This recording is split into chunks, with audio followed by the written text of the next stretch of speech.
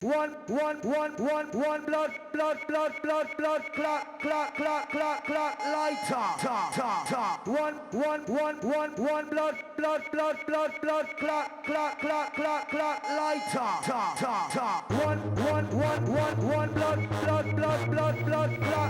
clock.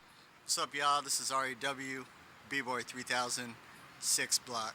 I'm gonna go through a little rundown as to what each name that I go by comes from and what it represents. Number one, R.A.W. Attack! Comes from back in the old school, 1992, 1993, around that time, was when I went from a hip-hop, electro type of style of DJing into techno. And I was in a battle with R.A.W, the beat junkie DJ, and the night before I got into the battle, I told myself that I really have to come with some heat. Man, your battle stations, I'm ready. Because I knew he was going to come with some crazy shit. So I pulled out all my wax.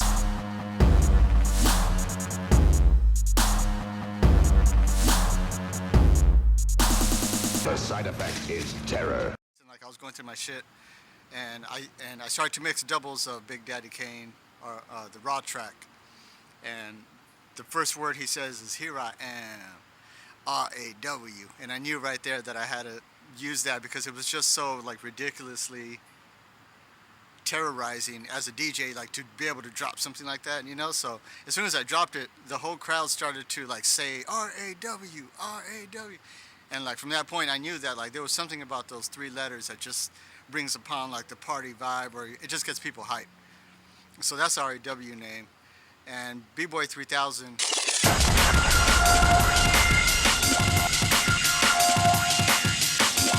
comes from me thinking about my style and how I really try to push it so far forward, and I try to push what I do before everybody else.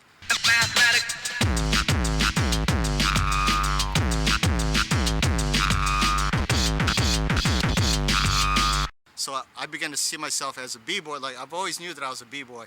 I might not act like the average hip-hop person acts, but that's just because I come from the time that before all that, like, I don't know, like that really out of control ego stepped into hip-hop. I come from the time where people were doing it because we just loved it and we were all nerds with it and just kind of cool like that, like not really trying to be too rough and shit, like not really trying to boast or like mean mug anybody. So yeah, so like I do consider myself b-boy. I don't act like a b-boy, but my mind has always been guided by what is sick. What's up?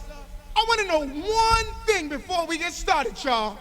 According to like the laws of Grandmaster Flash, Herbie Hancock, Jazzy Jeff, Marley Marl, MC Shan, the whole Juice Crew, the whole, you know what I mean? All those days, Boogie Down, all that shit.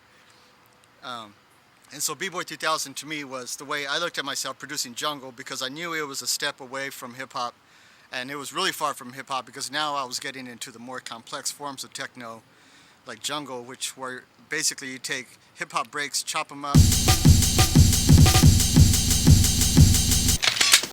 in a computer, and then rearrange the breaks, and then speed everything up, pile on all kinds of bass.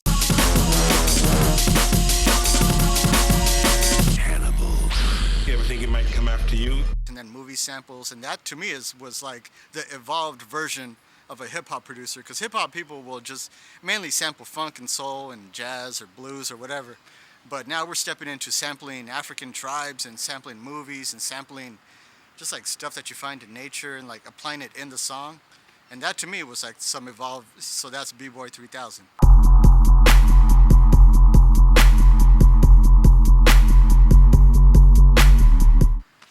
And now 2007, which is like 20 years after I really started to take myself seriously as a DJ.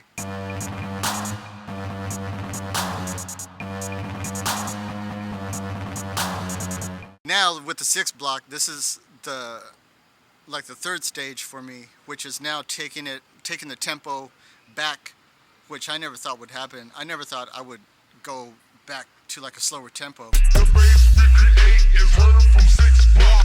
The bass we create is learned from 6BLOCC. The bass we create is learned from 6BLOCC. The bass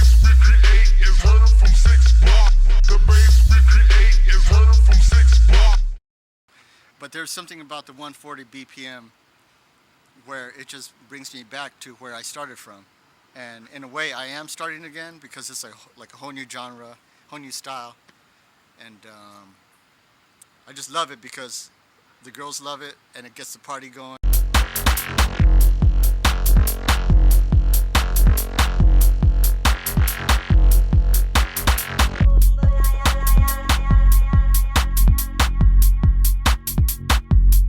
And now it's to the point where like girls be coming up, you know, like doing all that nasty shit, so it's cool. And it's 2007 and I'm ready for it, and I think you should be too. I got Jamano, no push up on your lighter.